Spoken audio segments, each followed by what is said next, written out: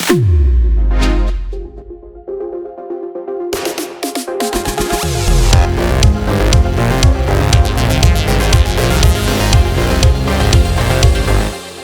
നേരിട്ട് കണ്ട് അധികം പരിചയമുള്ള ഒരൊറ്റ ആളേ ഉള്ളൂ, അത് നമ്മളെ സുരേഷ് ഗോപി ആണ്.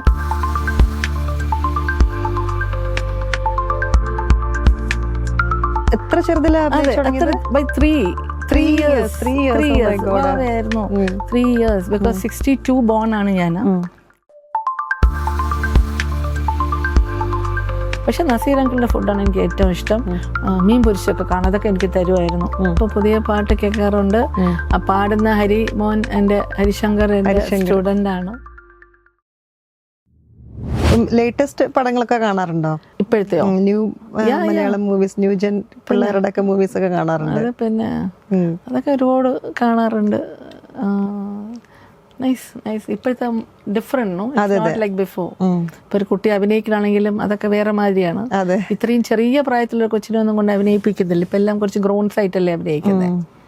അപ്പൊ അന്നത്തെ എല്ലാ ഫിലിമിലും കുട്ടി ഉണ്ടാവും. അതെ, കുട്ടി ഉണ്ടാവും, കുറെ പാട്ടുകളും ഉണ്ടാവും. ആ കുട്ടിക്ക് തന്നെ ഇഷ്ടം പോലെ പാട്ടുകൾ ഉണ്ടാവും. അപരാധിനി എന്നൊരു പടമുണ്ട്, അടിപൊളി പാട്ടുണ്ട് അതിൽ. വിവാഹിത എന്നൊക്കെ കേൾക്കുമ്പോ ഫസ്റ്റ് വരുന്ന പാട്ട് തന്നെ സുമംഗലി നീ ഓർമ്മിക്കും. പപ്പിമ ഞങ്ങളെ പാടി ഉറക്കുന്ന ഒരു പാട്ടാണ്. പപ്പിമ ഞങ്ങൾക്ക് കബീർ പൊന്നമ്മ അമ്മയാണ് അമ്മ, അച്ഛൻ സത്യമാസ്റ്ററാണ്. പക്ഷെ അവരെന്തോ ഷീസിൽ ഫോളിൻ ഇല്ലോ സംതിങ് അങ്ങനെ പപ്പിയമ്മ കല്യാണം കഴിക്കും. പുള്ളി എന്തോ ബാരിസ്റ്റർ എന്തോ ആണ്. But she had an affair with Naseer uncle. അങ്ങനെ എന്തോ ഒരു ഫിലിമാണ്. അതൊക്കെ ഞാൻ റീസെൻ്റ് അല്ല, കുറച്ച് മുമ്പേ ഞാൻ ആ പടങ്ങളൊക്കെ, പക്ഷെ യൂട്യൂബിൽ ഇറങ്ങി എല്ലാ പടവും ഞാൻ ഇരുന്ന് കണ്ടു. I wanted to know how I am. And എൻ്റെ പിള്ളേരും ചിരിക്കും, I you not shame to see all this എന്ന് പറയും. ഇത് കണ്ടിട്ട് പടം കാണുമ്പോൾ മക്കൾ എന്ത് പറയും എന്നുള്ളത് അവരിതിലൊന്നും വലിയൊരിതില്ല. പക്ഷെ എൻ്റെ കൊച്ചുമോക്ക് ഭയങ്കര ഇഷ്ടമാണ്.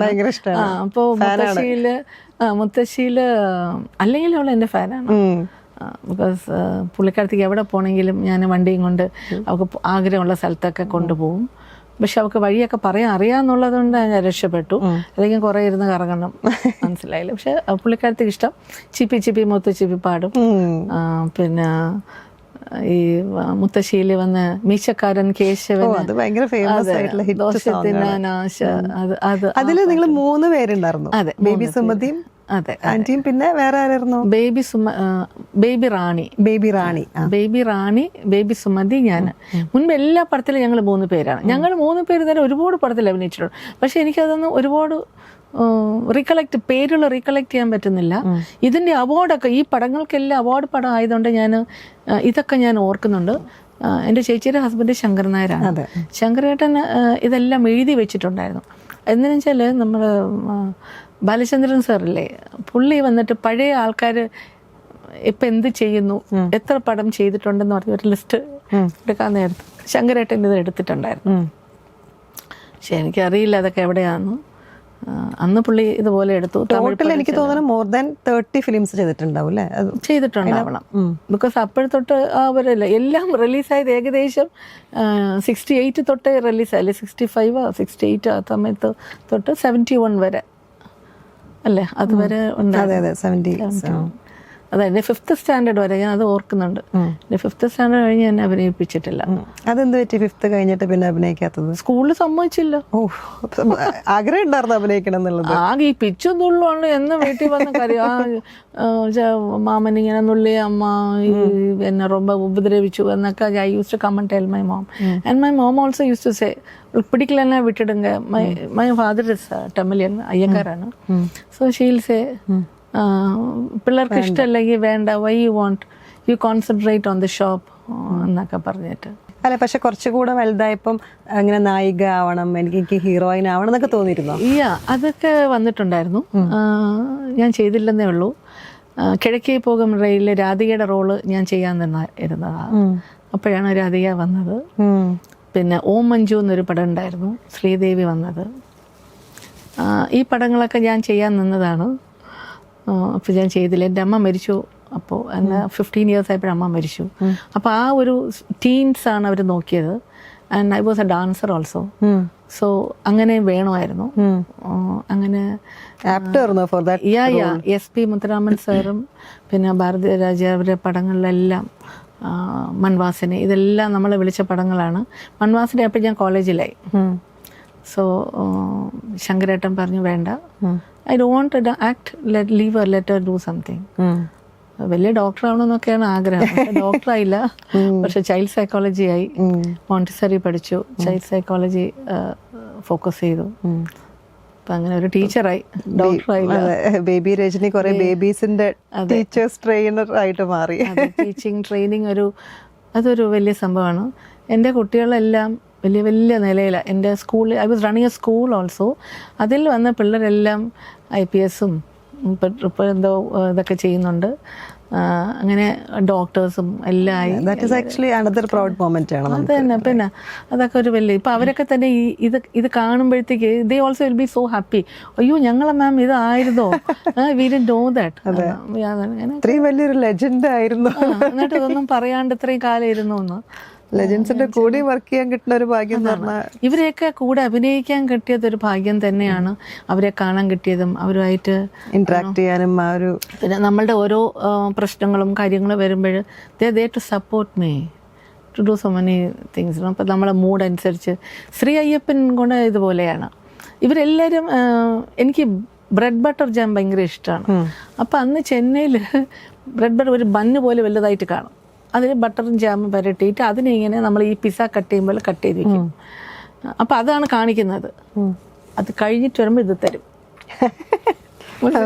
അതാണ് ഗിഫ്റ്റ്. അതാണ്. അപ്പോൾ ഇത് കിട്ടാൻ വേണ്ടി അവർ പറയുന്നത് നമ്മൾ അവിടെ ചെയ്യണം. അങ്ങനെയാണ്. പിന്നെ അതേപോലെ അന്നൊക്കെ ഈ ചെറിയ ആപ്പിൾ ചെന്നൈയിൽ, ഇവിടെ എപ്പോഴാണ് വരുന്നത്, ചെന്നൈയിലെ സ്മോൾ ആപ്പിൾ അതൊക്കെ ഞാൻ ഡിമാൻഡ്സ് ആണ്. അപ്പോൾ ചോദിക്കും എന്തൊക്കെ വേണം, എനിക്ക് വേണം ചോദിക്കും. അപ്പം ഞാൻ പറയും ചെറിയ ആപ്പിളും ചെറിയ പച്ച ഗ്രേപ്സ് വേണം, എന്നാലേ ഞാൻ ഈ ഡയലോഗ് പറയും. അതൊക്കെ വേണം. ഇപ്പം നേരത്തെ വന്ന് ഓർഡേഴ്സ് എടുക്കും എന്തൊക്കെ വേണം. അപ്പം ഇതെല്ലാം വാങ്ങിച്ചോണ്ട് വെച്ചിട്ട് വെച്ച് പറയും ഈ സീൻ കഴിയണം, ഈ ഗ്രേപ്സ് കിട്ടണമെങ്കിൽ എന്ന് പറയും. അപ്പൊ സ്ക്രിപ്റ്റ് നേരത്തെ പ്രോംപ്റ്റിംഗ് ആണല്ലോ, അതൊന്ന് പഠിപ്പിക്കില്ല. ഇരുന്ന് പഠിപ്പിക്കും ഓഫ് കോഴ്സ്. ഇങ്ങനെ പറയണം അങ്ങനെ പറയണം എന്നൊക്കെ പറയും. പിന്നെ ഈ പറയാനെല്ലാം റെഡിയാക്കി കൊണ്ട് നിർത്തുമ്പോഴേ ലൈറ്റ് സെറ്റിംഗ് എന്ന് പറയുന്നത് ഇങ്ങനെ വരുന്ന ലൈറ്റ് അല്ല, എല്ലാം ആകാശത്ത് കൂടെ ഇങ്ങനെ ഒരു ലൈൻ ലാഡർ പോലെ ഇങ്ങനെ കെട്ടിയിട്ടാണ് ലൈറ്റ്സ് ഇങ്ങനെ ഓരോ ഹൈറ്റ് അനുസരിച്ച് വെക്കുന്നത്. അപ്പോൾ അവിടെ നിന്ന് ലൈറ്റ് സെറ്റിങ്ങിലൊക്കെ ശരിയാക്കി എന്തോ ഒരു സാധനം കൊണ്ട് ഇങ്ങനെ എടുത്ത് വെച്ച് നോക്കും. ഈ ലൈറ്റ് ഇങ്ങോട്ട് വന്നാൽ ആ ലൈറ്റ് അങ്ങോട്ട് വന്നാൽ ഇതൊക്കെ വരുമ്പോഴത്തേക്ക് നമ്മൾ ടയർഡാവും. പിന്നെ പറയാനുള്ളത് മറന്നു പോകും. വീണ്ടും അങ്ങനെ ഒരു ഷോട്ട് എടുക്കണമെങ്കിൽ എത്രയോ നേരം എടുക്കും, അതങ്ങ് തീരെ. മനസ്സിലായില്ലേ? അതൊക്കെ ഒരു ടെക്നോളജി വൈസ് ഭയങ്കരമായിട്ടുള്ള. പക്ഷെ എന്നിട്ട് ആ പടങ്ങളൊക്കെ ഇപ്പോഴും കാണുന്നത് നല്ല രസമായിരിക്കും. പഴയ പടമാണെങ്കിലും പഴയ പ്രിന്റ് ആണെങ്കിലും ബ്ലാക്ക് ആൻഡ് വൈറ്റ് ആണെങ്കിലും. അല്ല, അന്നത്തെ പാട്ടുകളാണല്ലോ ഇപ്പോഴും എല്ലാവരും പാടിക്കൊണ്ട് കിടക്കണത്. അത് തന്നെ ഇപ്പൊ അല്ല. പക്ഷെ ഇപ്പൊ കഴിഞ്ഞ ദിവസം ഇപ്പൊ പഴയ പാട്ടുകൾ എന്ന് പറയുമ്പോഴത്തേക്ക് ഈ പാട്ടുകളല്ല വരുന്നത്. ഇപ്പൊ മറ്റേ ഈ ഫ്ലവേഴ്സിൽ മറ്റേ ഈ റിയാലിറ്റി ഷോസിലൊക്കെ പാടുന്നുണ്ട്. പക്ഷെ ഈ FM-ലൊക്കെ പഴയ പടം എന്ന് പറയണത് നമ്മൾ ശങ്കറും മോഹൻലാൽ സാറൊക്കെ ഉള്ള ആ പാടങ്ങളുടെ പാട്ടാണ് അവർ പറയുന്നത്. അപ്പോൾ ഞാനീ ഡ്രൈവ് ചെയ്തപ്പോഴത്തേക്ക് ഈ പഴയ പാട്ടങ്ങൾ കേൾക്കുമ്പോഴത്തേക്ക് ഞാൻ ചോദിക്കും പഴയ പാട്ടും അതൊക്കെ കേൾക്കാമെന്ന് നമുക്കും തോന്നും. നല്ല നല്ല പാട്ടുകളാണല്ലോ. അങ്ങനെ. പക്ഷെ ചില റിയാലിറ്റി ഷോസിലൊക്കെ പഴയ പാട്ടുകളൊക്കെയാണ് അധികം എടുത്ത്. അത് പറയുമ്പോൾ നസീർ സാർ നല്ലതായിട്ട് പാടുമോ? അത് പാടും, നല്ല മൂവ്മെന്റ് ഭയങ്കര. അതാ ഞാൻ പറഞ്ഞത്, ഈ എല്ലാവരും ഈ സെറ്റിൽ ഇപ്പം എല്ലാവർക്കും 9 to 9 കോൾ ഷീറ്റ് ആയിരിക്കും. എല്ലാവരും സെറ്റിൽ കാണും. ഇപ്പം ഏതാണ് അവരെടുക്കണമെന്ന് വെച്ചാൽ അതനുസരിച്ച് അവിടെ ഒരാൾ ഇങ്ങനെ. അപ്പം നമുക്കിവരെല്ലാം എപ്പോഴും കാണാം. പക്ഷെ നമുക്കെല്ലാം തിന്നാൻ ഇങ്ങോട്ട് തരുന്നുണ്ട്. നമ്മളെ സീന് വരുന്നത് ഉച്ചയ്ക്ക് ശേഷമൊക്കെ ആയിരിക്കും. അപ്പോഴത്തേക്ക് നസീറങ്ങൾ കാണില്ല. അപ്പോൾ അതുവരെ നമ്മൾ വെയിറ്റിംഗ് ലിസ്റ്റിൽ ഇങ്ങനെ നിൽക്കുകയാണ്. അപ്പം കഴിക്കാനും ഒക്കെ തരും. ഉറങ്ങരുതെന്ന് പറയും. ഉറങ്ങരുത്, എപ്പോൾ വിളിക്കുമെന്ന് അറിഞ്ഞുകൂടാ, അതുകൊണ്ട് ഉറങ്ങരുതെന്ന് പറയും. അങ്ങനെ ഉള്ള ഇതാണ്. പിന്നെ ഉറങ്ങാതിരിക്കും. ജ്യൂസൊക്കെ തരും. അയ്യോ ശരിക്കും കഴിക്കാനൊക്കെ തരും കേട്ടോ. ജ്യൂസ് തരും, എന്താവശ്യപ്പെട്ടാലും തരും. അങ്ങനെയാണ്. അതൊക്കെ ഒരു ശ്രീ അയ്യപ്പനിലാണ് ഞാൻ കുറേ ഡിമാൻഡ് കൂടുതൽ. എനിക്ക് ഈ പുലി വരുമ്പോഴേ എനിക്ക് പേടിയാണ്. അത് നാച്ചുറൽ ആയിട്ട് വരും. അപ്പോൾ പുലി പുറത്തിരുന്ന് വരുന്നത്. അപ്പോൾ ശ്രീദേവി, ഞാനും ശ്രീദേവിയൊക്കെ ഒരേ ഏജാണ്. അപ്പോൾ ശ്രീദേവിയാണ് അയ്യപ്പൻ, ഞാൻ അവരുടെ വേറൊരു ക്യാരക്ടർ ഉണ്ടല്ലോ അതാണ്. അപ്പൊ ഇതുപോലെ അന്ന് മീനാമ്മയായിരുന്നു. മീനാമ്മയൊക്കെ അറിയാമോ? അവരെ ഇങ്ങനെ ഒക്കത്ത് പിടിച്ചിരുത്തി ഇങ്ങനെ കൊണ്ട് നടക്കുമായിരുന്നു. അവരെ മോളും ഞാനും ഒക്കെ ഒരുപാട് പടങ്ങളിൽ അഭിനയിച്ചിട്ടുണ്ടല്ലോ, ഹിറ്റ് പടങ്ങൾ. സുകുമാരി അമ്മ, എന്നെ കുളിപ്പിക്കുന്ന ബഹദൂർ അങ്കിൾ, ബാസി അങ്കിൾ, അയ്യോ ഇവരെല്ലാരും നമുക്കായിരുന്നു. അവരെയൊന്നും ബാക്കിയാളൊക്കെ കണ്ടിട്ടുണ്ടോ എന്ന് എനിക്ക് അറിയില്ല. ബഹദൂർ അങ്കിളിനെ പിന്നെ കണ്ടിട്ടുണ്ടോ? സുകുമാരി അമ്മയൊക്കെ പിന്നെ ഒരുപാട് അഭിനയിച്ചിട്ടുണ്ട്. പക്ഷെ അതൊക്കെ ഒരു നല്ലൊരു ഫീലാണ്. അവരായിട്ടൊക്കെ അഭിനയിക്കാൻ പറ്റി. ഇന്നും ആരും കണ്ടിട്ടില്ലല്ലോ അവർ. അപ്പം നമുക്ക് തൊട്ട് അഭിനയിക്കാൻ പറ്റി. അങ്ങനെയൊക്കെ ഒരു അതിൽ അപരാധിനി ആണെന്ന് തോന്നുന്നു. എന്നെ സുകുമാരി അവർ ചേച്ചി കുളിപ്പിക്കുമ്പോൾ പിന്നെ എനിക്ക് പനിയാവും. ബഹദൂർ പറയും ചൂടുവെള്ളത്തിൽ വേണം കുളിപ്പിക്കാൻ. അപ്പോൾ ഇവരൊരു ആംഗ്ലോ ഇന്ത്യൻ സ്ത്രീയാണ് അതിൽ. അപ്പോൾ ഇവർ വന്ന് ഫ്രോക്ക് ഇട്ടിട്ട് കുളിപ്പിക്കും. അതൊക്കെ ഞാൻ ഓർമ്മ. ഞങ്ങൾ വീട്ടിൽ ഇതിൻ്റെയൊക്കെ ആൽബം ഉള്ളതുകൊണ്ട് എനിക്ക് അതൊക്കെ ഓർമ്മയുണ്ട്. അപ്പോൾ കുളിപ്പിക്കുക. അങ്ങനെ പനിയാവും. പനിയായി കിടക്കുമ്പോൾ നോക്കാൻ ആരുമില്ല. അങ്ങനെയാണ് ശാരദാമ്മ വരണത് എന്നെ നോക്കാൻ. എപ്പോഴും she comes frequently to take care of me. അങ്ങനെയൊക്കെ കുറേ സീൻസാണ്. പിന്നെ പടം അങ്ങനെ അങ്ങ് പോകുന്നത്. അതൊക്കെ എനിക്ക് വലിയ ഓർമ്മയുള്ള ഒരു സീനാണ്. പച്ചവെള്ളം നല്ല ആ സമയത്ത് ഒരു ടബിനകത്ത് പിടിച്ച് നിർത്തി കുളിപ്പിക്കുന്നത് അതൊക്കെ ഞാൻ ഓർക്കുന്നുണ്ട്. ഞാൻ ഡ്രസ്സ് മാറൂല എന്നൊക്കെ പറഞ്ഞൊക്കെ ബഹളം ഉണ്ടാക്കി അവിടേക്ക് എന്തൊക്കെയോ അതൊക്കെ ഞാൻ ഒരു മെമ്മറിയാണ് എൻ്റെ. നിർബന്ധങ്ങളൊക്കെ കാണിച്ചിട്ടുണ്ട്. നിങ്ങൾ വീട്ടില് മൂന്ന് പേരല്ലേ? അതെ. ഉഷ ചേച്ചിയുണ്ട്. പിന്നെ ഞങ്ങൾക്ക് രണ്ടാമത്തെ ഒരു സിസ്റ്റർ ഉണ്ടായിരുന്നു. പിന്നെ മൂന്നാമത്തെ തന്നെ. ഇപ്പൊ അവരാരും ഇല്ല, ഞാൻ മാത്രമേ ഉള്ളൂ. ഉഷേച്ച കൂട്ടുള്ള എക്സ്പീരിയൻസസ് ഒക്കെ പറയുമ്പോൾ ചേച്ചിയുടെ ഫസ്റ്റ് പടം ജയിൽ എന്നുള്ളത് ബാലതാരമായിട്ട്. ചേച്ചി ഒരു സംഭവമാണ് കേട്ടോ. ചേച്ചി വളരെ ചെറുപ്പത്തിലേ അഭിനയിച്ചു. ജയിൽ, സെക്രട്ടേറിയറ്റ് നടയിൽ ഒരു പാട്ടൊക്കെ ഉണ്ട് പൊന്നമ്മ ചേച്ചിയുടെ കൂടെ. അവിടെ അതൊരു പാട്ടും ഒക്കെ ചേച്ചി ഒരുപാട് പടത്തിൽ അഭിനയിച്ചിട്ടുണ്ട്. പേരുകളൊക്കെ എനിക്ക് കിട്ടുന്നില്ല.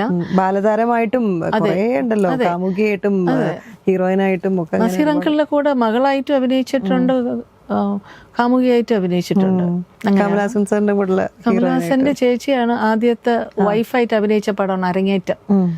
കമലഹാസൻ സാർ ആദ്യം ചേച്ചിക്ക് താലി കെട്ടി അങ്ങനെ ആ ഒരു പടം അരങ്ങേറ്റം എന്ന് പറയുന്നത് അത് നല്ലൊരു പിക്ചറായിരുന്നു. ആൻഡ് ചേച്ചി MGR സാറിൻ്റെ കൂടെ, ശിവാജി സാറിൻ്റെ കൂടെയൊക്കെ അഭിനയിച്ചിട്ടുണ്ട്. ഒരുപാട് പടങ്ങൾ ചേച്ചി ചെയ്തിട്ടുണ്ട്. ഈവൻ കന്നഡത്തിൽ കൂടുതൽ കന്നഡവും തെലുങ്കും വരുന്നത് ഈ എല്ലാം ഒരേ. ഇപ്പോൾ AVM സ്റ്റുഡിയോ ആണെങ്കിൽ ഈ ഓരോ സ്റ്റുഡിയോ ഓരോ റൂം ഓരോ സ്റ്റുഡിയോയാണ് അതിൻ്റെ അകത്ത്. അപ്പോൾ അങ്ങനെയാണ് ഓരോരുത്തർ ഇങ്ങനെ ആപ്റ്റ് ഒരു ക്യാരക്ടർ നോക്കി വരുമ്പോൾ കാണുമ്പോൾ പിന്നെ അവർ ക്ഷണിക്കുന്നത്. അങ്ങനെയാണ്. ഇപ്പോഴത്തെ പോലെ ഒരു ട്രയൽ നോക്കി ഡയലോഗ് സംസാരിച്ച് അങ്ങനെയല്ല, അതൊന്നുമില്ല. അന്ന് കൊണ്ട് അവർ പറയും, അവർ അഭിനയിക്കും. അങ്ങനെയാണ്. അപ്പം അങ്ങനെയാണ് ഓരോരുത്തർ. ഇപ്പം ഞാനും അങ്ങനെയൊക്കെ തന്നെയാണ് ഇവരെയൊക്കെ എന്നെ തൂക്കിക്കൊണ്ട് ഓരോ സ്ഥലത്ത് ഓടിപ്പോകുന്നത്. എന്നാൽ പിന്നെ കൊച്ചല്ല. ചേച്ചി പക്ഷേ ഒരുപാട് പടത്തിൽ അഭിനയിച്ചിട്ടുണ്ട്. അതിനുശേഷം അമ്മ ക്യാരക്ടർ അഭിനയിച്ചിട്ടുണ്ട്. കമ്മീഷണറിൽ അഭിനയിച്ചിട്ടുണ്ട്. പത്രം, പ്രധാന പയ്യൻസ്, ഏകലവ്യൻ, അതൊക്കെ ചേച്ചിയുടെ ഭയങ്കര പടങ്ങളാണ്. ഏകലവ്യൻ അങ്ങനെ കല്യാണം കഴിഞ്ഞ് കുറേ കഴിഞ്ഞിട്ട് ശങ്കരേട്ടന് ആ ചേച്ചി അഭിനയിക്കേണ്ടെന്നായിരുന്നു. പിന്നെ ചേച്ചി വീണ്ടും അഭിനയിക്കാൻ തുടങ്ങി. പിന്നെ ഒരു മോനുണ്ട്, അവൻ ഇപ്പോഴും ചെന്നൈയിലാണ്, ഇത് മാരീഡ്. സോ അപ്പോൾ ചേച്ചി ഇല്ല, ഞാൻ ഇടയ്ക്കിടയ്ക്ക് അവിടെ പോവും. പിന്നെ ചേച്ചി അഭിനയിച്ചെന്ന് പറഞ്ഞാൽ അമ്മയായിട്ട് അഭിനയിച്ചു. ചേച്ചിയുടെ ഒരു സ്റ്റേജ് വരെ ചേച്ചി ഒരുപാട് അഭിനയിച്ചു. സീരിയലിലും ഒക്കെ തന്നെയും പിന്നെ ചെയ്തു. പിന്നെ മോൻ പറഞ്ഞു, ഇനി അമ്മ അഭിനയിക്കണ്ട, you just sit quietly, I will take care എന്നും പറഞ്ഞിട്ടാണ്. ശങ്കരേട്ടൻ മരിച്ചതിന് ശേഷം ചേച്ചി അഭിനയിച്ചിട്ടില്ല. അതിന് മുന്നേ അഭിനയിച്ചിട്ടുണ്ട്. ചേച്ചിനെ കുറിച്ച് പെട്ടെന്ന് പറയുമ്പോൾ നമുക്ക് ആ ഒരു എക്സ്പ്രസീവ് ഐസും സ്ക്രീനൊക്കെയാണ്. ചേച്ചി സാരിയൊക്കെ കൊടുത്തിട്ട് എങ്ങോട്ടൊന്ന് അറിയുന്ന ദാറ്റ് ഇസ് എ ഡിഫറെന്റ് ഫീലാണ്. She is very smart also. ചേച്ചിയെ കണ്ടാൽ ഞാനും ഓരോന്നും ആ ബോൾഡ്നെസ്സും ഒക്കെ വന്നതും ഒക്കെ അങ്ങനെയാണ്. എനിക്കൊക്കെ സ്കൂളിൽ സമയമാകുമ്പോൾ ചേച്ചി കാറെടുത്ത് ഓടിക്കൊണ്ട് വിടുന്ന ആ സ്പീഡാണ് ഇന്നും ഞാൻ വണ്ടി ഓട്ടിക്കുമ്പോൾ. അതുപോലെയാണ്. സോ ചേച്ചി വളരെ ബോൾഡ് ആൻഡ് സ്മാർട്ട്.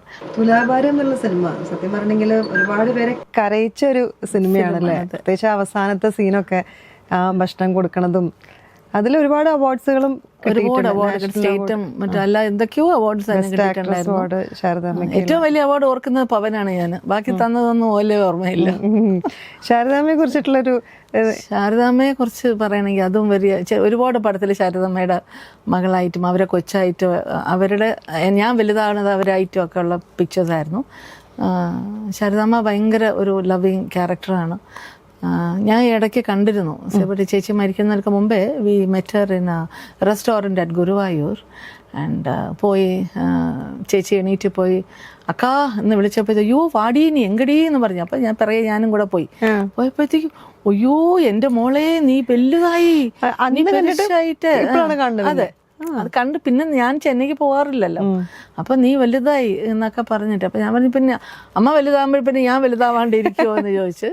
അപ്പോൾ ഞാൻ നേരിയത് സാരിയാണ് കൊടുത്തത് ഗുരുവായൂരായതുകൊണ്ട്. ഷി വാസ് സേയിങ് ഓ നീ സാരിയൊക്കെ കൊടുത്ത് ഞാൻ നിന്നെ ഇപ്പോഴാണ് കാണുന്നത്. പക്ഷേ സീൻ മീ ആഫ്റ്റർ ദാറ്റ്.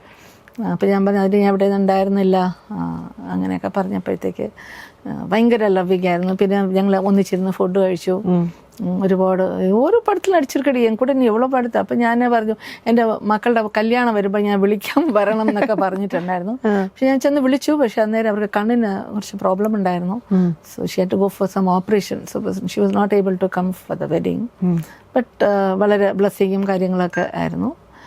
പിന്നെ അതുപോലെ നമ്മളെ ഷീലാമ്മയും അതുപോലെയാണ്. ഒരു ഷീലാമ്മയ്ക്ക് അന്നേ നല്ല സുന്ദരിയായിരുന്നു, ബ്യൂട്ടിഫുൾ ആണ്, ഇപ്പോഴും അതേപോലെയാണ്. അതാണ് എനിക്ക് ഷീലാമ്മയെ കുറിച്ച് കൂടുതൽ ഓർക്കുമ്പോഴത്തേക്ക് അരനാഴിക നേരത്തിൽ എനിക്ക് ചിരി വരുന്നത് മരിച്ചു പോവും. കൊട്ടാരക്കര അങ്കിളും മരിച്ചു പോകുമ്പോഴത്തേക്ക് എല്ലാവരും കരയണം. അപ്പം എല്ലാവരും ഇരുന്ന് കരയാണ്. രാഗിണി അമ്മ ഇരുന്ന് കരയണു, പിന്നെ അമ്പിയ അമ്മ ഇരുന്ന് കരയണു, ഷീലാമ്മയും കരയണം. അപ്പം 3 പേരും കരയാണ്. അപ്പം ഇവരുണ്ടല്ലോ മുഖത്ത് അവർ സാരിയുടെ തുമ്പെടുത്ത് വെച്ചിട്ട് ഷീസ് ലാഫിങ് കേട്ടാ, ആ ഒരു ഷേക്കാണ്. ആണോ അപ്പം ഇവരെൻ്റെ അടുത്തല്ലേ. അപ്പം ഞാൻ നോക്കണം ഇതെന്ത് ഇത്ര മാത്രം ഇവർ അത് കൊച്ചല്ലേ നമ്മുടെ ആൻസൈറ്റിയാണ്. Everyone are crying and why this woman shaking so much നോക്കുമ്പോൾ ഷീസ് ലാഫിങ്. എല്ലാം കഴിഞ്ഞ് ഞാൻ ചോദിച്ചു ചിരിക്കുകയായിരുന്നാ. പിന്നെ അല്ലാതെ എന്നെ കൊണ്ട് കരയാനൊന്നും പറ്റത്തില്ല എന്ന് പറഞ്ഞു. ഷീ മോക്കിങ് എന്നെ കളിയാക്കി പറയാം. കാണുന്ന ആൾക്കാർക്ക് കരച്ചിൽ പോലെ അത്ര ഇത് വിഷമിച്ച് കരയും പോലെ അല്ലേ പടത്തിൽ വന്നു. അങ്ങനെ അങ്ങനത്തെ incidents I don't know whether she might remember that, but I remember because അന്നത്തെ ആ ക്യൂരിയോസിറ്റി അറിയാൻ വൈ ഷീ ഡൂയിങ് ദിസ് എന്നുള്ളതാണ്. That was like that. പിന്നെ ജയഭാരതി ചേച്ചി ഓഫ് കോഴ്സ് ഞങ്ങളുടെ ഒരു ഫാമിലിയിൽ ഒരു അംഗം പോലെയാണ്. വളരെ സ്നേഹവും ലവബിളാണ്. എല്ലാ കാര്യങ്ങൾക്കും ചേച്ചി എന്ത് കാര്യം ഉണ്ടെങ്കിലും ചേച്ചി അവിടുത്തെ സംസാരിക്കും. ആൻഡ് ചേച്ചിയായിട്ട് രാത്രി 10-11 മണിയായാലും അവർ ഫോൺ വയ്ക്കൂല. ഇവന് ഞാൻ ചെന്നൈ പോകുമ്പോഴത്തേക്ക് ഞാൻ ഉറങ്ങും, ചേച്ചി സംസാരിച്ചുകൊണ്ടിരിക്കും. അങ്ങനെ ഭയങ്കര ഒരു അടുത്ത് കണ്ടിരുന്നോ? ഞാൻ ഭാരതി ചേച്ചി എപ്പോഴും കാണാറുണ്ട്. I think she call me last year also. She just spoke to me. എന്തെങ്കിലുമൊക്കെ കാര്യങ്ങൾ വരുമ്പോൾ വിളിക്കും. വീട്ടിലെ വെഡ്ഡിങ് ഒക്കെ വരുമ്പോൾ വിളിക്കും. അങ്ങനെയൊക്കെ ഉണ്ടായിരുന്നു. ആ മകൻ്റെ വെഡ്ഡിങ് സമയത്ത് ചേച്ചിയും ഉണ്ടായിരുന്നു. പിന്നെ ചേച്ചി സംസാരിച്ചിരുന്നു. പിന്നെ ഉഷ ചേച്ചി വയ്യാണ്ടിരുന്നപ്പോഴത്തേക്ക് ഒരുപാട് കെയറിങ് ആയിരുന്നു. അവർ ഒരുപാട് ഫോണിൽ വിളിച്ച് ഡോക്ടറെ അടുത്തൊക്കെ അന്വേഷിക്കുകയും ഞങ്ങളെ വിഷമിപ്പിക്കാതിരിക്കാൻ വേണ്ടിയൊക്കെ കുറേ പാവം പുള്ളിക്കാരത്തെ she supported us. She was also so shock to know that ചേച്ചി മരിച്ചു പോയി എന്നുള്ളത്.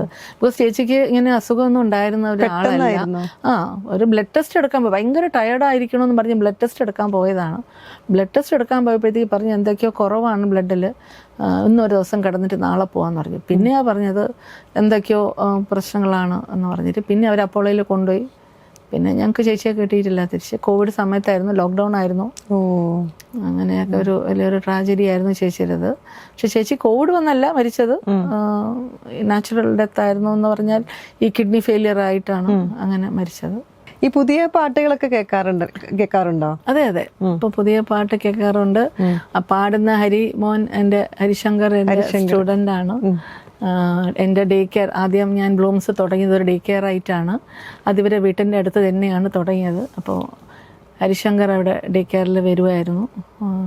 അപ്പോൾ ചെറിയ കുട്ടിയായിരിക്കും, വളരെ ചെറിയ കുട്ടി. പിന്നെ എനിക്ക് ഭയങ്കര ഇഷ്ടമാണ്. കാര്യം വെച്ചാൽ അത് വൈകിട്ട് വരെ ഉണ്ട്, 7 മണി കഴിയും. കാര്യം വെച്ചാൽ അവർ അച്ഛനും അമ്മയ്ക്കും ഒക്കെ ക്ലാസ് ഉണ്ട്, ഈവനിങ് ക്ലാസ് ഉണ്ട്, വീണയും പാട്ടും ഒക്കെ. അതുകൊണ്ട് മോനെ താമസിച്ചിട്ടേ വിളിക്കുള്ളൂ. ഇനിയൊരാളും കൂടെ ഉണ്ട്. അപ്പോൾ രണ്ടുപേരും താമസിച്ചേ വന്ന് വിളിക്കുകയുള്ളൂ. അപ്പോൾ വിളിക്കാൻ നേരത്ത് എനിക്ക് ബോറടിക്കാതിരിക്കാൻ വേണ്ടി ആ മോൻ എനിക്ക് പാടിത്തരും. എന്താ പാട്ട്, മറ്റേ ആറ്റുകാലമ്മയുടെ ഒരു പാട്ടുണ്ട്. ആറ്റുകാലമ്മേ ദീനം വരുത്തല്ലേ ആറ്റുകാലമ്മേ എന്നൊരു പാട്ട് പാടി എന്നെ സന്തോഷിപ്പിക്കും. അപ്പം അത് കേൾക്കുമ്പോഴേ എനിക്കങ്ങ് ഭയങ്കര, പക്ഷേ ആറ്റുകാലമ്മയുടെ ഞാൻ ഏത് നേരം ആറ്റുകാലമ്മയാണ്. അപ്പം മോനിത് പാടുമ്പോഴത്തേക്ക് എനിക്ക് ഭയങ്കര സന്തോഷം. അപ്പം എന്നെ ഇത് നമ്പർ ഓഫ് ടൈംസ് പാടി എന്നെ സന്തോഷിപ്പിക്കുന്ന ഒരു വ്യക്തിയായിരുന്നു ഹരിശങ്കർ. പിന്നെ വലുതായി പിന്നെ ഞങ്ങൾക്ക് ആഫ്റ്റർ സ്കൂളായി. പിന്നെ മോൻ സെൻറ്റ് തോമസിൽ പോയി ആഫ്റ്റർ സ്കൂൾ ചില വൈകിട്ട് സ്കൂൾ കഴിഞ്ഞിട്ട് പിന്നെ വൈകിട്ട് 7 മണി വരെ നോക്കി കൊടുക്കുന്നതായിരുന്നു. അങ്ങനെ വരുമായിരുന്നു. അപ്പോഴും ഇതുപോലൊക്കെ തന്നെ ഭയങ്കര ആക്റ്റീവാണ്. ഒരുപാട് പാട്ടും ഇപ്പോഴൊന്നും ഓർക്കുന്നില്ല, പക്ഷേ ഈ ഒരു പാട്ട് എനിക്ക് ഭയങ്കരമായിട്ട് ഓർമ്മയുണ്ട്. ഒരുപാട് പാട്ടും നമ്മളൊരു എന്റർടൈൻമെന്റ് ആണ്. പുള്ളി എപ്പോഴും ചിരിയും ആ ഒരു സന്തോഷമാണ്. അതെ, അക്രമിയാണ്. അവിടെ നിൽക്കും അങ്ങോട്ടോട്, ഇത് തൂക്കിയിടും അത് തൂക്കിയിടും, ഇങ്ങനെ അക്രമിയാണ്. എന്നാലും നമ്മൾ വല്ലതും പറയുമ്പോൾ വേറെ ഏതെങ്കിലും ഒരു പാട്ടൊക്കെ കാച്ചി വരും. പിന്നെ എനിക്ക് ഏറ്റവും ആ ഗുരുത്വം തോന്നിയത് മോൻ്റെ അടുത്ത്, അവിടെ ശാസ്താംകോലിൻ്റെ അടുത്താണ് ഞങ്ങൾ. അപ്പോൾ മോൻ അവിടെ പാടും. പാടാൻ നേരത്ത് കച്ചേരി നടത്തുമ്പോൾ, ഇപ്പോൾ സിനിമയിലൊക്കെ വന്നതിന് ശേഷവും കച്ചേരി നടത്തുമ്പോഴും അങ്ങനെയാണ്, അതിന് മുന്നേ അങ്ങനെയാണ്. അതായത് മോൻ്റെ കച്ചേരി ആയതുകൊണ്ട് ഞാൻ നേരത്തെ പോയി ഇരിക്കും ആ പാട്ട് അവൻ്റെ കേൾക്കാൻ. അയ്യോ എൻ്റെ കൊച്ചിൻ്റെ പാട്ടല്ലേ. അന്നേരത്തേക്ക് ഇങ്ങനെ ഓഡിയൻസിനെ ഇങ്ങനെ നോക്കും. എന്നെ കണ്ട ഉടനെ ഇങ്ങനെ ഒന്ന് തൊഴും. ആ ഒരു ഗുരുത്വം അറിയാതെ നമ്മൾ അങ്ങ് ബ്ലസ് ചെയ്യും. Oh God bless you my child എന്ന് നമ്മളത് മനസ്സിൽ അങ്ങനെ വരും. അത്ര ഒരു ഗുരുത്വമുള്ള കുട്ടിയാണ്. ഇപ്പം റീസെൻ്റായിട്ട് ആ മോന് അവാർഡ് കിട്ടിയപ്പോഴത്തേക്കൊക്കെ ആ പാട്ടൊക്കെ ഒരുപാട് ഇട്ട് ഞാൻ കേൾക്കുമായിരുന്നു. Because I love him so much. Because അവൻ എൻ്റെ ഒരു എൻ്റർടൈൻമെൻ്റ് ആണ്. പിന്നെ വലിയ ഉയരത്തിൽ വന്നു എന്ന് വരുമ്പോഴത്തേക്ക് നാച്ചുറലി നമ്മളെ കയ്യിൽ നിന്ന് പോയ കുട്ടികളല്ലേ. അപ്പം അതൊക്കെ ഒരു ഫീലായിരുന്നു. നല്ല സന്തോഷമുണ്ട് ആ മോൻ്റെ കാര്യത്തിൽ. ഈ പാട്ട് പാടിയ അഭിനയിച്ച പടത്തിൽ ഏറ്റവും ഇഷ്ടമുള്ള പാട്ട് ഏതായിരുന്നു? ഏറ്റവും ഇഷ്ടമുള്ള പാട്ട് ഒരു എന്താ പറയുക, ഇപ്പം പറയുകയാണെങ്കിൽ 2-3 പാട്ടൊക്കെ ഉണ്ട് അതിൽ. ഇപ്പൊ എല്ലാ നഴ്സറി സ്കൂളിൽ പാടുന്ന ഒരു പാട്ടാണ്, ഹിറ്റായ പാട്ട്. നമുക്കതൊരു 4 വരി പാടിയാലോ? 4 വരി. ചിപ്പി ചിപ്പി മുത്ത് ചിപ്പി, ചിപ്പിക്ക് മുക്കുവൻ വല വീശി, മുത്തല്ല ചിപ്പിയല്ല. കിട്ടിയതൊരു മായാ മൺകുടമായിരുന്നു. അതാണ് പാട്ട്. അരനാഴിക നേരത്തിലുള്ള പാട്ടാണ്. അതിൽ തന്നെ വേറെയും പാട്ടുകളുണ്ട്. സമയമാമരഥത്തിൽ ഞാൻ സ്വർഗയാത്ര ചെയ്യുന്നു, അതിലും നല്ല പാട്ടാണതും. അതിൽ വേറെയും പാട്ടുണ്ട്, ശീലാമായന പാടി ഓർക്കുന്ന പാട്ടുണ്ട്.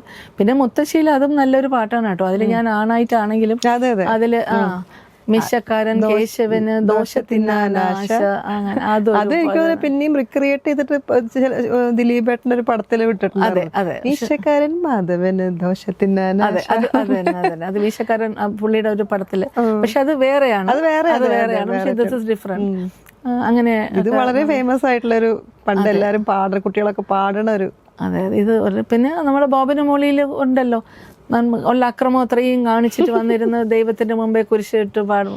പിറകെ ഒരുപാട് പേര് കുറ്റമായിട്ട് വരും. അപ്പം അച്ഛനമ്മയും ചീത്ത വിളിക്കാതിരിക്കാൻ വേണ്ടി കുരിശിട്ട് പാടുന്നതാണ്. അതൊക്കെ എനിക്ക് നല്ല ഓർമ്മയുണ്ട്. നന്മ നിറഞ്ഞ മറിയമ്മേ എന്നും പറഞ്ഞൊരു പാട്ടാണ്. അതിൽ വലിയ സങ്കടപ്പെട്ടൊക്കെ പാടാനൊക്കെ ശശികുമാർ സാറായിരുന്നു ഡയറക്ടർ. അങ്ങനെയല്ല, ഇങ്ങനെ പാടൂ ഇങ്ങനെ എന്നൊക്കെ വന്ന് ഒരുപാട് എക്സ്പ്ലെയിൻ ചെയ്യും. അങ്ങനെയൊക്കെ അത് നല്ല ഒരു പടം, അങ്ങനെ ഒരു പടമാണ്. ആ ക്യാരക്ടറും ഒക്കെ ആയിട്ട് അങ്ങനെ പാട്ടുകളൊക്കെ അതാണ്. പിന്നെ ഒരുപാട് പടം വിവാഹിതയിലൊക്കെ ഉണ്ട്. പപ്പിയമ്മ പാടി ഉറക്കണതും, പിന്നെ ശാരദമ്മ പാടുന്ന പാട്ടുണ്ട്. പിന്നെ തുലാഭാരത്തിൽ വിഷം കഴിക്കാൻ പാടുന്ന പാട്ടുണ്ട്. അതൊക്കെ ഭയങ്കര ഒരു പാട്ടാണ്. ഞങ്ങൾക്ക് സ്വയമേ അറിയാമോ എന്തോ, ആ പാട്ടിൽ ഞങ്ങളും വളരെ ശോകമായിട്ടാണ് അതിൽ കാണുന്നത്. ഓമന തിങ്കൾ എന്ന് പറഞ്ഞ ആ പാട്ടും. അങ്ങനെ ആ സമയത്ത് ആ സ്റ്റോറി സ്ക്രിപ്റ്റ് അറിയായിരുന്നു, ലാസ്റ്റ് മരിക്കാൻ പോവാണ് എന്നൊക്കെ ഉള്ളതൊക്കെ? അങ്ങനെയൊന്നും ഓർമ്മയില്ല. അവരിങ്ങനെ പറയുള്ളൂ വിഷമിച്ചിരിക്കണം. അയ്യോ വിഷമിച്ചിരുന്ന് ചിരിച്ചോണ്ടിരുന്നാ തീർന്നു. അന്നും പല്ലൊന്നും വീഴാത്ത പ്രായമാണ്. അപ്പൊ പല്ലൊക്കെ ഇങ്ങനെ ഇരിക്കുമല്ലോ, അപ്പൊ നമ്മളിങ്ങനെ ചിരിച്ച് പോവും. അപ്പം പറയും അങ്ങനെയല്ലോ, വാ മൂടി വെക്കണം, ഇങ്ങനെ വെക്കണം എന്നൊക്കെ പറയും. അയ്യോ, അവിടെ നിന്ന് ഒരാൾ ഇങ്ങനെ കാണിക്കും ക്യാമറയുടെ മുമ്പിൽ. അതുപോലെ അങ്ങേരെ നോക്കി പോയത് നമ്മൾ എക്സ്പ്രഷൻ ചെയ്യുന്നത്. ക്ലൈമാക്സ് സീനൊക്കെ ഭയങ്കര ടച്ചിങ് ആയിട്ടുള്ള സീൻസ് അല്ലായിരുന്നു. ഒരു അമ്മ സ്വന്തം മക്കൾക്ക് ഫുഡ് കൊടുത്ത് കൊല്ലുക എന്ന് പറയുമ്പോൾ അത് ഇത് തന്നെയാണ്. അതും ഈ ചെന്ന് എവിടെയോ മോട്ടിക്കുന്നതാ. അതൊക്കെ ഞാൻ ഓർക്കുന്നുണ്ട്. ഒരു സ്ഥലത്ത് എന്തോ വടയോ എന്തോ മോട്ടിക്കുമ്പോൾ എനിക്ക് കൂടെ ഉള്ള ഒരു ചേച്ചിയായിട്ട് വേറൊരു കുട്ടി ഉണ്ടായിരുന്നു, സബിത്തയാണെന്ന് തോന്നുന്നു. ആ കുട്ടി അത് വട എടുത്തിട്ട് ഓടുമ്പോഴും ഞാനും ആ കുട്ടിയുടെ കൂടെ, എൻ്റെ ചേച്ചിയാണ് അവർ ആ പടത്തിൽ, ഓടുമ്പോഴത്തേക്ക് ഓടും. അപ്പോൾ ചൂടുള്ള തറയാണ്. ആ ചൂടുള്ള തറയിൽ നമ്മളങ്ങ് ഓടുകയാണ്. വിൻസെൻ്റ് മാസ്റ്റർ ഓടിക്കോളാൻ പറഞ്ഞു, പക്ഷെ എവിടെയും നിർത്താൻ സ്ഥലമല്ല, ചൂട്, പൊള്ളി, കാല്, അങ്ങനെയൊക്കെ കുറേ സീൻസും ഒക്കെ ഉണ്ട്. അതിലും ഇതുപോലെ ഈ പാട്ടും സീനും ഒക്കെ ഒരുപാട് ഓർമ്മയുള്ള ഒരുപാട് സീൻസ് ഉണ്ട്. കാർത്തികയിലും അതുപോലെ തന്നെയാണ്. അതിലും വേറൊരു പാട്ടുണ്ട് ശാരദമ്മയുടെ. അങ്ങനെ ഈ ചിപ്പി ചിപ്പിക്ക് വേറൊരു കഥയും കൂടെ ഉണ്ട്. ഞാനൊരു വെഡ്ഡിങ്, എൻ്റെ ചേച്ചിയുടെ മകൻ്റെ വെഡ്ഡിങ്ങിന് ചിത്ര ചേച്ചിയെ ചെന്നൈയിൽ വിളിക്കാൻ പോയപ്പോഴത്തേക്ക്, ചേച്ചിയുടെ മകൻ ഉഷ ചേച്ചിയുടെ മകൻ അവൻ്റെ വെഡ്ഡിങ്ങിന് വിളിക്കാൻ പോയപ്പോഴത്തേക്ക് ചിത്ര ചേച്ചിയെ എന്നെ പരിചയപ്പെട്ടു. ഞാൻ ആദ്യമായിട്ട് ചിത്ര ചേച്ചിയെ കാണുന്നത്. അപ്പൊ പറഞ്ഞു ഇത് രജനിയാണെന്ന്. എനിക്കറിയാം വലിയ കണ്ണൊക്കെ എവിടെ പോയി എന്ന് ചോദിച്ചു. അപ്പൊ ഞാൻ ചോദിച്ചു എപ്പോൾ വലിയ കണ്ണ്, ഞാൻ കണ്ണാടിയൊക്കെ ഇട്ടിരിക്കുകയായിരുന്നു. അപ്പൊ പറഞ്ഞല്ല, ഞാൻ ഓർക്കുന്നുണ്ട് ചിപ്പി ചിപ്പി മുത്ത് ചിപ്പി പാട്ട് പാടിയത് എനിക്ക് വലിയ ഇഷ്ടമുള്ളൊരു പാട്ടായിരുന്നു, ഞാനും പാടിക്കൊണ്ട് നടക്കുമായിരുന്നു. അത് വലിയ കണ്ണുണ്ടായിരുന്നു അന്ന് രജനിക്ക്, ഇപ്പം ആ കണ്ണൊക്കെ എവിടെ പോയി എന്നൊക്കെ പറഞ്ഞ്. അപ്പൊ അന്നത്തെ പാട്ടായാലും ഇന്നത്തെ ചിത്ര ചേച്ചി അത് ഓർക്കുന്നുണ്ടല്ലോ എന്നുള്ളതാണ്. അതൊക്കെ പാട്ട് അന്ന് ഇന്നും അതെ, പാട്ട് അന്ന് ഇന്നും ഇഷ്ടപ്പെടുന്ന ആൾക്കാര്. അന്ന് എനിക്ക് തോന്നുന്നു കണ്ണൊക്കെ നല്ല വരച്ചെഴുതി, പണ്ടത്തെ എല്ലാ സിനിമയിലും അങ്ങനെ എല്ലാം മേക്കപ്പ് അല്ലേ. അതെ, നിറം ഉണ്ടെങ്കിൽ ഉടനെ നിറം കുറയ്ക്കും, നിറം ഇല്ലെങ്കിൽ ഉടനെ നിറം കൂട്ടും, കയ്യിൽ വരെ മേക്കപ്പ് ആയിരിക്കുമല്ലോ മൊത്തം. അതൊക്കെ ബ്ലാക്ക് ആൻഡ് വൈറ്റ് ആയതുകൊണ്ട് അങ്ങനെയായിരുന്നു.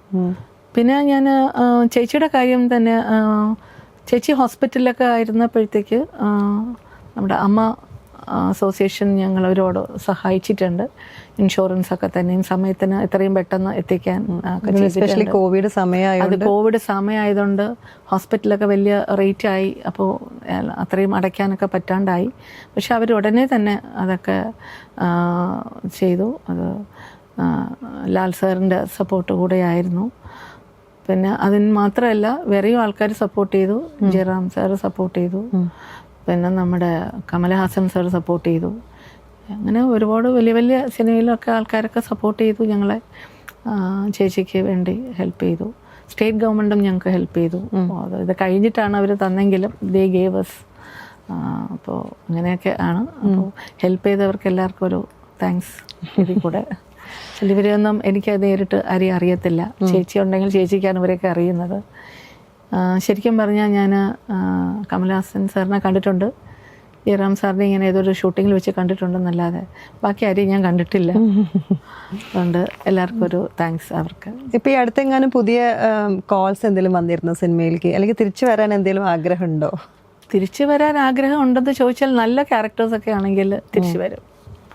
എന്നുവെച്ചാൽ എൻ്റെ അടുത്ത് നമ്മുടെ മേനക പറഞ്ഞതാണ്, നല്ല ക്യാരക്ടറാണെങ്കിൽ അഭിനയിക്കാൻ പോയാൽ മതി, ചുമ്മാ പോയി തല കാണിച്ചിട്ട് വല്ലതൊന്നും പോവരുത്, അതെല്ലാം നമുക്ക് പറ്റിയതല്ല എന്നിങ്ങനെ പറഞ്ഞിട്ടുണ്ട്. അപ്പം തൊട്ട് ഞാനിങ്ങനെ രജിസ്റ്റർ ചെയ്തിട്ടുണ്ട്. അതെ, നല്ല ക്യാരക്ടേഴ്സ് വരികയാണെങ്കിൽ അഭിനയിക്കാമെന്ന്. പക്ഷെ ഇപ്പം അമ്മമാരെ ഇല്ലല്ലോ പടത്തിൽ. ന്യൂജൻ അതെ, ന്യൂജൻ പടത്തിലാണ്. പിന്നെ അമ്മമാരെന്ന് പറഞ്ഞാൽ അതും വളരെ ചെറുപ്പമായിരിക്കണം. അപ്പം ഞാൻ അത്രയും ചെറുപ്പമാണെന്ന് തോന്നുന്നില്ല. ഇനി മുത്തശ്ശി ക്യാരക്ടർ കിട്ടുമായിരിക്കും. അത്രയ്ക്കൊന്നും പ്രായം തോന്നിക്കില്ല കണ്ടു കഴിഞ്ഞപ്പോഴും. പ്രായമൊക്കെ ഉണ്ട്. അല്ല, ഇപ്പോഴത്തെ എല്ലാ പടത്തിലും എന്താ പറയാ, ന്യൂജൻ കുട്ടികളുടെ ഒരു തരംഗമാണ്. ഇപ്പൊ ഫാമിലി മൂവീസ് കുറഞ്ഞുകൊണ്ടിരിക്കുകയാണല്ലോ. എനിക്ക് തോന്നുന്നത് ഇപ്പം ഫീമെയിൽ ഓറിയന്റഡ് മൂവീസ് തന്നെ പണ്ടത്തെ നോക്കുകയാണെങ്കിൽ ഇപ്പൊ ചെമ്മീൻ, ചട്ടക്കാരി, അതെല്ലാം ഫീമെയിൽ ഓറിയന്റഡ് ആയിട്ടുള്ള മൂവീസാണ്. അതും ഇപ്പൊ കുറഞ്ഞ്. അതെ അതെ, ഇപ്പൊ അങ്ങനത്തെ ഫിലിംസ് ഒക്കെ വളരെ കുറവാണ് വരുന്നത്. പണ്ടൊക്കെ ജൂലി, ചട്ടക്കാരി, അങ്ങനെ ചെമ്മീനൊക്കെ എന്നുണ്ടെങ്കിൽ ഫുള്ളൊരു എന്താ പറയാ, നല്ല ക്യാരക്ടറായിട്ട് വിളിച്ച് അഭിനയിക്കും. ഇപ്പൊ ഞാൻ ഒരു ടീച്ചറാണ് മോണ്ടസറി സ്കൂൾ കറന്റ്ലി. മോണ്ടസറി ടീച്ചറാണ്. I teach women I educate women.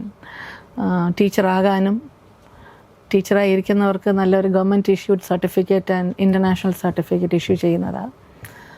Age limit ഇല്ല, 50 വയസ്സിലും പഠിക്കാം. Any time you can study. It's about children. ഒരു സ്കൂൾ നടത്തണോ, നിങ്ങൾക്ക് കുട്ടികളെ കുറിച്ച് പഠിക്കണോ, ചൈൽഡ് സൈക്കോളജിയാണ് ഞങ്ങൾ മെയിനായിട്ട് അതിൽ. ഞാൻ ചൈൽഡ് സൈക്കോളജി കഴിഞ്ഞതാണ് ഈ മോണ്ടസറിയിൽ കൂടെ. ഞാൻ PG മോണ്ടസറിയാണ്. മോണ്ടസറി അങ്ങോട്ട് പഠിക്കാനൊന്നുമില്ല, അതുവരെ പഠിച്ച് തീർത്തു. അങ്ങനെ ഇപ്പം എല്ലാവരും എഡ്യൂക്കേറ്റ് ചെയ്യുകയാണ്. ഇപ്പോൾ സ്കൂൾ എവിടെയാണ്? പെരുമ്പാവൂരാണ്. ട്രിവാൻഡ്രത്ത് ബ്രാഞ്ചുണ്ട്, കൊല്ലത്ത് ബ്രാഞ്ചുണ്ട്. ഇതൊക്കെ ഞാൻ റൺ ചെയ്യുന്നുണ്ട്. പിന്നെ ഇപ്പോൾ നേരിട്ട് പോയില്ല ട്രിവാൻഡ്രത്തെങ്കിലും ഓൺലൈൻ ക്ലാസ്സസ് ആണ് കൂടുതൽ. വൈകിട്ടാകുമ്പോഴും ഓൺലൈൻ ക്ലാസ്സസ് ആണ്. ഓൺലൈനും ചെയ്യുന്നുണ്ട്? Online offline. പിന്നെ വിദേശത്തുള്ള കുറേ പിള്ളേരുണ്ട്. വെളിയിൽ ഖത്തർ, മസ്കറ്റും, ദോഹ അങ്ങനെയൊക്കെ കുറേ വെളിയിൽ വിദേശത്തെ പിള്ളേരുണ്ട്. അവരാരും ഞാൻ കണ്ടിട്ടും കൂടെ ഇല്ല. എല്ലാം ഓൺലൈനിൽ കൂടെ കാണുന്നത്, എക്സാം ഓൺലൈനിൽ എഴുതുന്നതാണ്. So I am proud that I am able to do in this age. ഇതൊക്കെ എനിക്ക് എല്ലാ സ്റ്റുഡൻസിനെ ഓൺലൈനിലും ഓഫ്ലൈനിലും ഒക്കെ മീറ്റ് ചെയ്ത് I am able to educate them. പിന്നെ ലാംഗ്വേജ് എടുക്കുന്നുണ്ട്. ഇംഗ്ലീഷാണ് കൂടുതൽ ഫോക്കസ് ചെയ്യുന്നത്. പക്ഷെ എല്ലാവർക്കും ഒരു ആഗ്രഹം കാണും ഇംഗ്ലീഷ് സംസാരിക്കാൻ. സോ അത് ഞാൻ കൂടുതൽ ഫോക്കസ് ചെയ്ത് ആണ് ക്ലാസ് എടുക്കുന്നത്. പെരുമ്പാവൂർ അടിപൊളിയായിട്ട് പോകുന്നുണ്ട്. ഇപ്പോൾ ഞാനിപ്പോൾ എറണാകുളത്താണ്. ഇപ്പോൾ പെരുമ്പാവൂരാണ് എനിക്കിവിടെ സെൻറ്റർ ഉള്ളത്. ഓക്കെ. ഇപ്പോൾ ആൻറ്റി ഒരുപാട് ലെജൻസിൻ്റെ കൂടെ വർക്ക് ചെയ്തല്ലോ. ഇപ്പോൾ നസീർ സാറ്, മധു സാർ, ഉമ്മ സാർ, അങ്ങനെ. ഇപ്പോൾ കൊട്ടാരക്കര അങ്കിളും മധു അങ്കിൾ. ഇപ്പം പണ്ടത്തെ ആൾക്കാരും ഇപ്പോഴത്തെ ആൾക്കാരെ ആരെങ്കിലും അറിയോ അല്ലെങ്കിൽ പരിചയമുണ്ടോ? പുതിയ ഇപ്പോഴത്തെ മമ്മൂക്ക, ലാലേട്ടനെ ഓഫ് കോഴ്സ് അറിയാവുന്നേ ഉള്ളൂ. അവരൊന്നും ഞാൻ നേരിട്ട് കണ്ടിട്ടില്ല. ഞാൻ ഇന്ന് നേരിട്ട് കണ്ട് അധികം പരിചയമുള്ള ഒരൊറ്റ ആളേ ഉള്ളൂ. അത് നമ്മൾ സുരേഷ് ഗോപി ആണ്. സുരേഷ് ഗോപി ചേട്ടനാണ് വേണമെങ്കിൽ പറയാം. പുള്ളി ഫാമിലി ശങ്കരേട്ടനുള്ളപ്പോൾ ശങ്കരേട്ടനും പുള്ളിയുടെ ഫാദറൊക്കെ ആയിട്ട് നല്ല ഫ്രണ്ട് റിലേഷൻ ആയിരുന്നു. So they use to come to Chennai and അങ്ങനെ വീട്ടിൽ എപ്പോഴും വരും. എന്നാൽ സുരേഷ് ഗോപി അന്നും ചെറിയൊരു ഈ പയ്യൻ സെക്ഷൻസ് അത്രത്തെ ടീൻസ് ആണല്ലോ. അപ്പം ഞാനും അതുപോലെ അപ്പോൾ ഞങ്ങളേക്ക് ഒന്നിച്ചിരുന്ന് ടി വി ഒക്കെ കാണും. പുള്ളി തന്നെ ഏതോ ഒരു ഇതിൽ പറഞ്ഞിട്ടുണ്ടായിരുന്നു, ഉഷാറാണി ചേച്ചിയുടെ വീട്ടിലാണ് ഏറ്റവും വലിയ ടി വി ഞാൻ കാണുന്നത്, ക്രിക്കറ്റ് കാണാൻ വേണ്ടി അവരെ വീട്ടിൽ പോവും എന്നൊക്കെ പറഞ്ഞിട്ട്.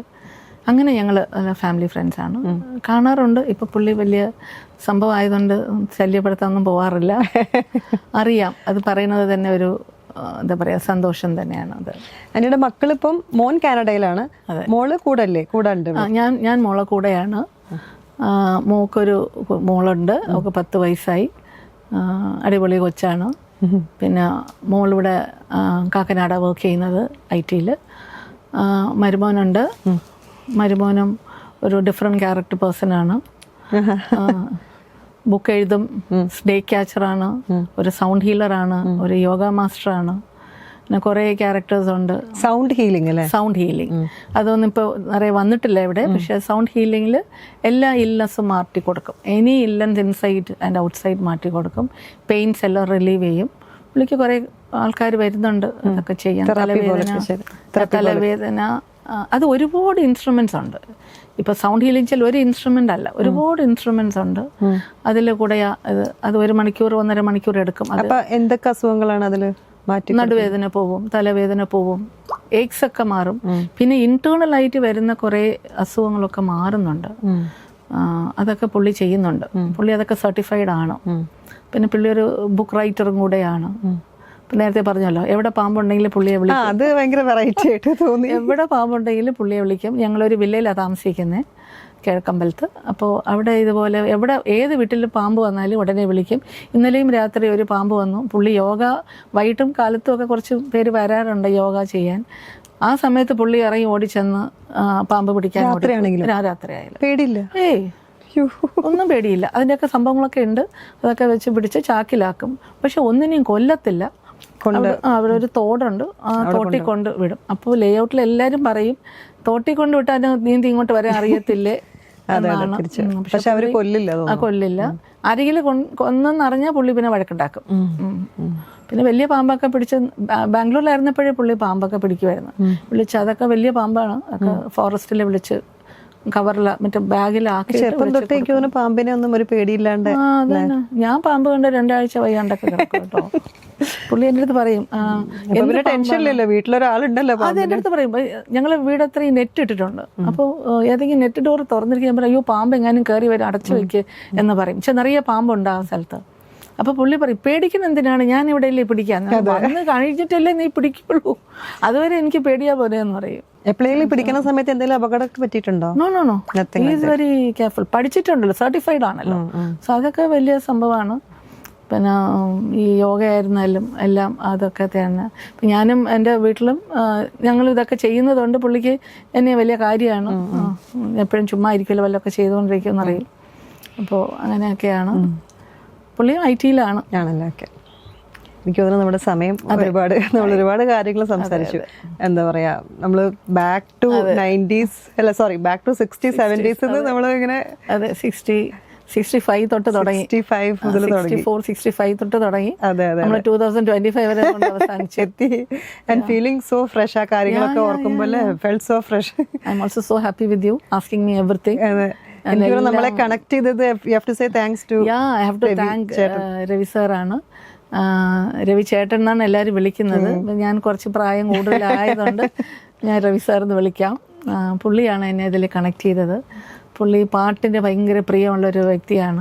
സോ എൻ്റെ ഈ പടത്തിലെ പാട്ടിലൊക്കെ പുള്ളിക്ക് ഭയങ്കര ഒരു എന്താ പറയുക കമ്പം, അതൊരു ഫീൽ ആയതുകൊണ്ട് പുള്ളി അങ്ങനെ എൻ്റെ അടുത്ത് സംസാരിച്ചു. ഞാൻ ചേച്ചി മരിച്ചപ്പോഴാണ് പുള്ളി എൻ്റെ അടുത്ത് സംസാരിക്കുന്നത്. അങ്ങനെ കണക്റ്റായി. Then I was saying, so പുള്ളിയാണ് ഇതുവരെ കൊണ്ടെത്തിച്ചത്.